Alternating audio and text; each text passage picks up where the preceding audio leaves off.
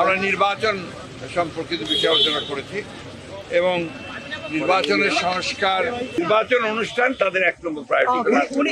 অত্যন্ত সহৃদয়তার সঙ্গে তারা দেখছেন, তারা মনে করেন আমাদের দাবিগুলো হচ্ছে জনগণের দাবি, আমাদের দাবিগুলো তাদেরও দাবি।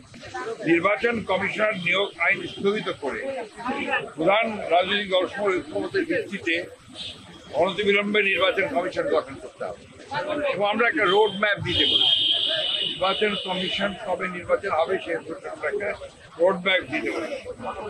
আমরা এনআইডি কার্ড, যেটা আপনার স্বরাষ্ট্র মন্ত্রণালয়ে আইন করা হয়েছিল, সেটাকে অর্ডিন্যান্স জারির মধ্যে বাতিল করতে বলেছি।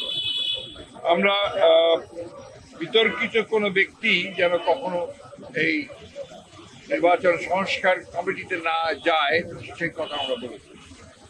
আমরা বলেছি যে ফ্যাসিস্ট সরকারের সময় প্রতারণার সাজানো ভুয়া ভোটের মাধ্যমে করতে সকল ইউনিয়ন পরিষদ বাতিল করতে বলেছি এবং 14, 18, 24 সালে যে সকল নির্বাচন কমিশন ছিল, তার প্রধান নির্বাচন কমিশনার এবং কমিশনার সহ তাদেরকে ভুয়া নির্বাচন, ব্যর্থ নির্বাচন, একটা পক্ষপাতদুষ্ট নির্বাচন করার অভিযোগে তাদেরকে আইনের আওতায় আনার কথা বলেছি। আমরা বিচারপতি খায়রুল হক, যিনি আমরা মনে করি যে নির্বাচন ব্যবস্থাকে ধ্বংস করার জন্য মূল হোতা, তিনি তত্ত্বাবধায়ক সরকার আইন বাতিল করার মূল নায়ক ছিলেন, তার বিরুদ্ধে আমরা আইনগত ব্যবস্থা নেওয়ার কথা বলছি রাষ্ট্রদ্রোহিত অপরাধে। আমরা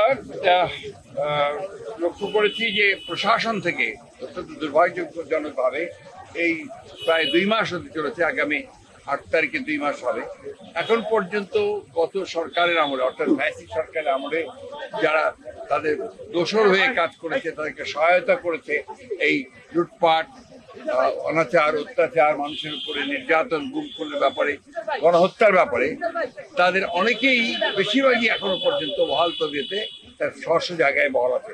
এদেরকে অবিলম্বে তাদেরকে সরিয়ে নিরপেক্ষ ব্যক্তিদেরকে আনার কথা আমরা বলেছি।